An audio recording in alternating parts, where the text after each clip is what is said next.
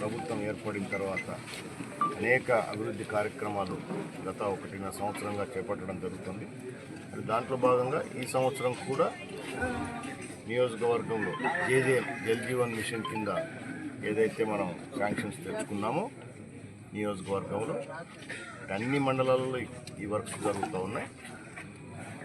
వెలుగోడు కానీ, ఆత్మకూరు, శ్రీశైలం మండలం, అలాగే బండి ఆత్మకూరు, మహానంది అన్ని మండలాలకు కూడా దీనికి సంబంధించి అంటే ప్రధానంగా ప్రజలకు కనీస వసతులు ఉండాల్సిన దాంట్లో ఇది ఒకటి కూడా తాగేదానికి నీళ్లు ఉండాలనే ఉద్దేశంతోనే ఈ కార్యక్రమాన్ని, ఎందుకంటే లోకేష్ బాబు గారు పాదయాత్రలు కూడా చెప్పడం జరిగింది, ప్రతి ఇంటికి మంచినీళ్ళు ఇస్తాం, కుళాయి ఇస్తాం అనే కార్యక్రమంలో భాగంగా మరి ఈరోజు మన వెలుగోడు పట్టణంలో దాదాపు 7 కోట్ల రూపాయలతో 2 OHSRs, దగ్గర 30 కిలోమీటర్ల లెంగ్త్ పైప్ లైన్, సో ఇవన్నీ తీసుకుంటా ఉన్నాం.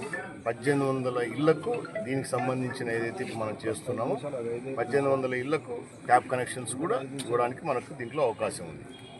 దగ్గర 6 బోర్వెల్స్ ఉన్నాయి. 12 బోర్లు మనం వేస్తే 6 బోర్వెల్స్ సక్సెస్ అయినాయి. సో ఈ 6 బోర్వెల్స్ నుంచి మనకు సఫిషియెంట్గా వాటర్ వస్తుంది. అది దాంతే కాకుండా CBW స్కీమ్ నుంచి కూడా 2 OHSRs కూడా కనెక్షన్ తీసుకుంటాం. అంటే ఎక్కడ కూడా ఎవరికి కూడా తాగేదానికి నీళ్ళకి ఇబ్బంది లేకుండా చేయాలనేది మన ఎన్డీఏ కూటమి ప్రభుత్వ ధ్యేయం. ప్రధానంగా మన గౌరవ ముఖ్యమంత్రి గారు, అలాగే లోకేష్ బాబు గారు, పవన్ కళ్యాణ్ గారు, సో ముఖ్యంగా ప్రజలు ఎక్కడ కూడా ఇబ్బంది పడకూడదనే ఉద్దేశంతో ఈ కార్యక్రమాలను కూడా తీసుకుంటా ఉన్నాం. సో దీంతోపాటు మీకు అందరికీ కూడా తెలుసు, మళ్ళీ పోయిన సంవత్సరం కాకుండా ఈ సంవత్సరం కూడా సీసీ రోడ్స్ అంతర్గత దారులు ఏదైతే ఉన్నాయో వెలుగోడు మండలానికి మళ్ళీ ఒక 3 కోట్ల రూపాయలు పెట్టడం జరిగింది. అవి కూడా శాంక్షన్స్ వచ్చేసినాయి. త్వరలోనే ఆ పనులు కూడా మొదలు పెడతాం. అంతేకాకుండా ఈ మధ్య అకాల వర్షాలతో మనకు కొంత ఇబ్బందికరమైన పరిస్థితి ఏర్పడింది.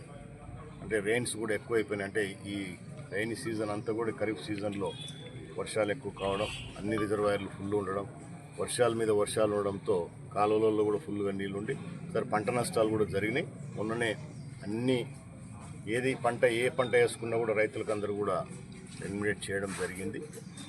ఇంకా ఇప్పుడు మన ప్రభుత్వం ఒక 2 రోజులు అదనంగా ఇప్పుడు టైం కూడా ఇచ్చింది కాబట్టి రైతులకు ఒక విజ్ఞప్తి చేసేది ఏంటంటే, ఇంకా ఎవరన్నా రాయించుకొని వాళ్ళ పొలం పాడై ఉండి అధికారులు కానీ ఎవరన్నా వచ్చి ఉండకపోతే, వాళ్ళు రాయించుకోకపోతే దయచేసి మీరు కూడా మీ పంటకి ఏమైనా నష్టం జరిగింటే మీరు కూడా మళ్ళీ ఎన్రోల్ చేయించుకోమని చెప్పేసి కూడా రైతులందరూ కూడా విజ్ఞప్తి చేస్తున్నాను. Thank you.